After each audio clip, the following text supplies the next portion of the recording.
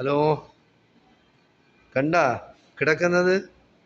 ഞങ്ങളാ റൂമിൻ്റെ അടുത്ത് കിടക്കുകയാണ് പൂച്ചകൾ. ഇതാ ഇവിടെ മൂന്നെണ്ണം, ഈ ഡോറിൻ്റെ അടുത്ത് മൂന്നെണ്ണമാണ്.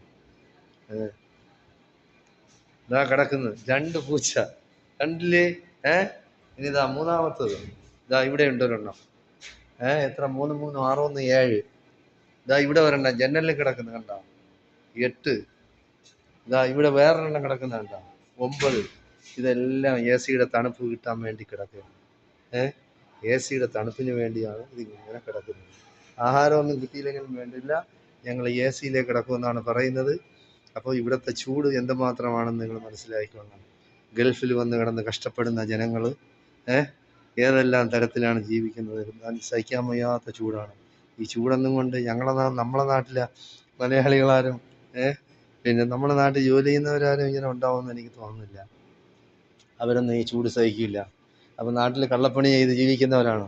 അപ്പോൾ കള്ളപ്പണിക്ക് കിട്ടാത്തത് കൊണ്ടാണ് ബംഗാളികളും ആസാമികളും യു പിക്കാരും രാജസ്ഥാനികളും എല്ലാം നമ്മുടെ നാട്ടിൽ വന്ന് ജോലി ചെയ്യുന്നത്. അവിടെ കാര്യം അവരുടെ നാട്ടിൽ നല്ല ചൂടുണ്ട്. കേരളത്തിലുള്ള നമ്മളെ മലയാളികൾ കള്ളപ്പണി ചെയ്താണ് ജീവിക്കുന്നത്. ഇത്രയും വലിയ ചൂടത്ത് അവർ ജോലി ചെയ്യില്ല. ജോലി ചെയ്യുന്നവരുണ്ട്, ഗൾഫിൽ വന്നവർ ജോലി ചെയ്താലേ ഒക്കുള്ളൂ. അതുകൊണ്ടാണ്. അപ്പോൾ ഇവിടുത്തെ പൂച്ചകൾ തന്നെ വേണ്ട കള്ളപ്പണിയാണ്. അവർ കിടക്കുന്നുണ്ട് എ സിയുടെ കാറ്റടിക്കാൻ വേണ്ടിയാണ്. ഓക്കെ, വാതിലിൻ്റെ അടിയിൽ കൂടെ വരുന്ന തണുപ്പ് കിട്ടാൻ വേണ്ടിയാണ് അവർ കിടക്കുന്നത്. ഇവിടെ കിടക്കുന്നതല്ല, അതുപോലെ തന്നെയാണ്. അപ്പം പൂച്ചകളും ഇവിടെ കള്ളന്മാരാണ്.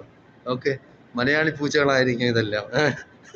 ഓക്കെ, എല്ലാവർക്കും നന്ദി, നമസ്കാരം.